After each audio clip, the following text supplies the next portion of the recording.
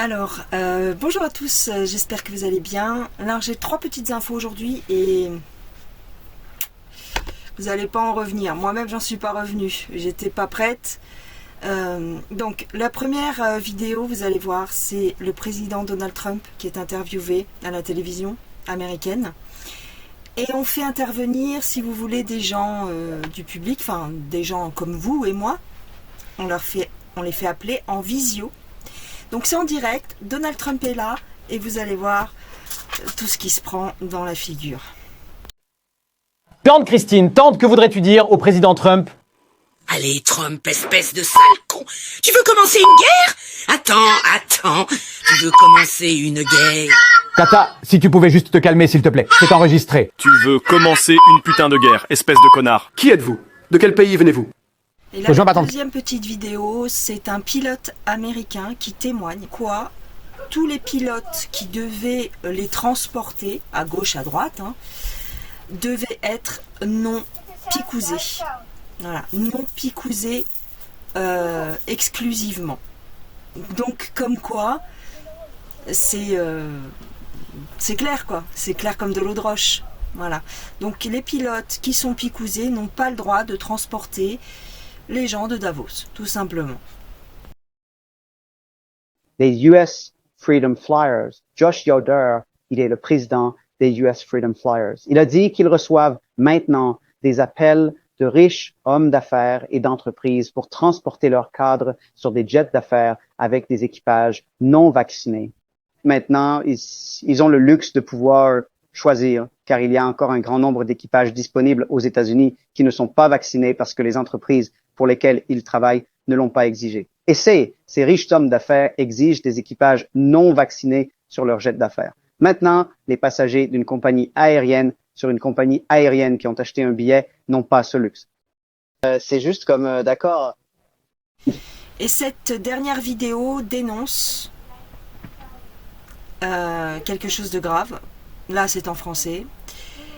Et il est question d'un président français, justement. Demander de faire des choses que je voulais pas, c'est-à-dire de faire du mal, couper des vieux. Et si je voulais pas faire ce qu'on me disait, ben j'étais 2 fois plus et on allait, oui, au château de Monsieur Mitterrand. De Monsieur Mitterrand? Oui. Dans la Nièvre? Non, à Château-Chinon. Ah oui, pardon, château. Je suis pas très bon en géographie. Château-Chinon.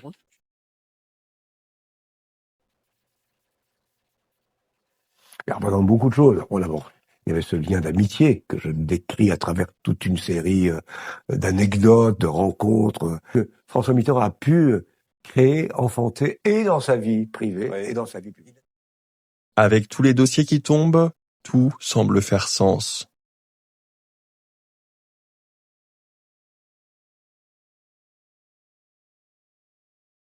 Parmi les 8 survivants, 2 ont été dans des rituels sataniques où il y avait le président François Mitterrand.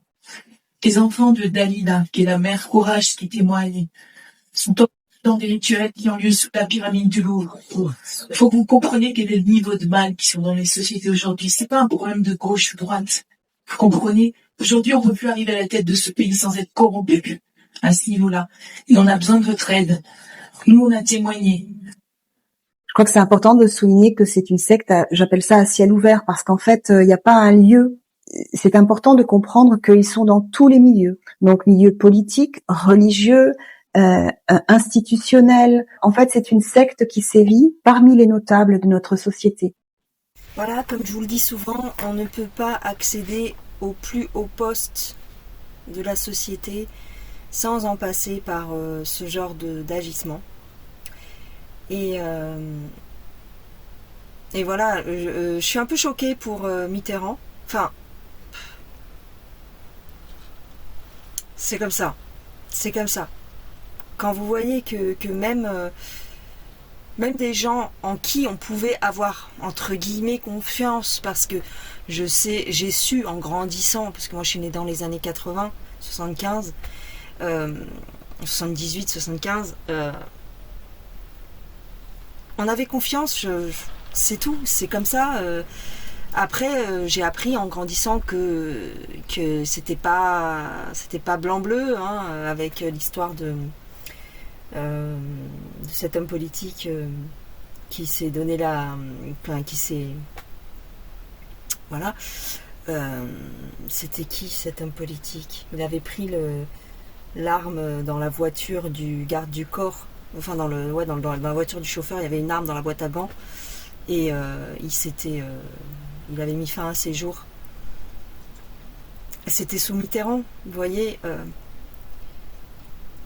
Donc même aujourd'hui, et encore plus aujourd'hui, ceux qui sont à la tête, ils en sont passés par là. Sauf que les dossiers pour l'instant ne sortent pas. Mais un jour ça sortira. Un jour ça sortira. Même les ministres, les gens comme ça, c'est juste horrible. Il y a quelqu'un un jour qui m'a dit tu sais, même quand on marche dans la rue, il faut se dire que la terre qu'on foule de nos pieds, elle est faite de cadavres. J'ai tendance à le croire. Et pas seulement à cause des cimetières. Pas seulement à cause des cimetières. Sous nos pieds, il se passe énormément de choses. Vous voyez, sous la pyramide du Louvre, il se passait ça. Donc, voilà les gens. Bah, écoutez, je vous laisse. Prenez soin de vous. Partagez la vidéo. Et on se retrouve dans une prochaine. Bye.